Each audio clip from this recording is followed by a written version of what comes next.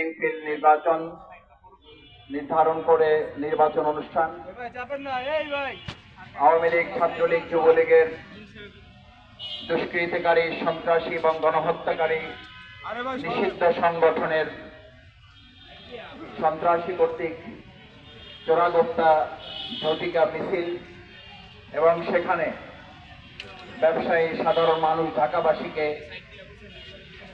আতঙ্কিত করার উদ্দেশ্যে ককটেল বিস্ফোরণের মাধ্যমে আইন শৃঙ্খলা পরিস্থিতির অবনতি ঘটাবার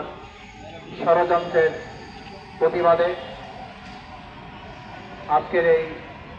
বিক্ষোভ সমাবেশ এবং মিছিলের সম্মানিত সভাপতি,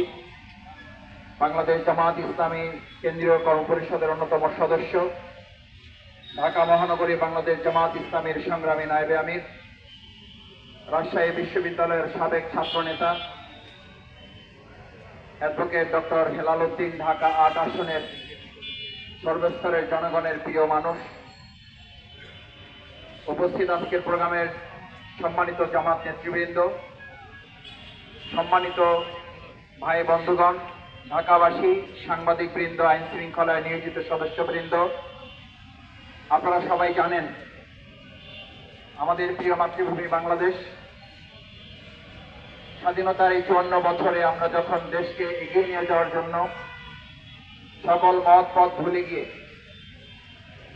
আদর্শের ভিত্তিতে, দেশপ্রেমের ভিত্তিতে একটি ইনক্লুসিভ পলিটিক্সের এবং ইনক্লুসিভ ফিলসফির মাধ্যমে বাংলাদেশের মানুষকে কাঁধে কাঁধ মিলিয়ে সামনের দিকে এগিয়ে নিয়ে যাওয়ার জন্য যখন কাজ চলছে,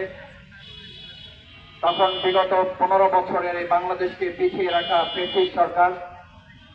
আওয়ামী লীগের পালিয়ে যাওয়া শেখ হাসিনা, দেশের বাইরে থেকে ফ্যাসিস্টের কিছু দোসর এবং কিছু অনুসারী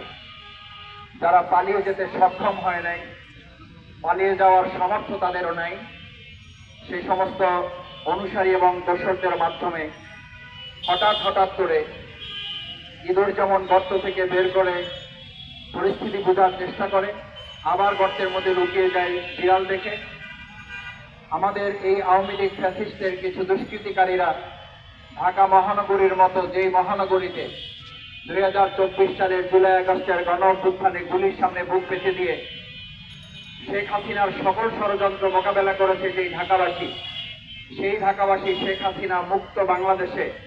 ফ্যাসিস্টের আর কোনো দোসর এবং তার অনুসারীকে মুহূর্তের জন্য এই ঢাকা মহানগরীতে স্থান করে দিতে দেওয়া হবে না।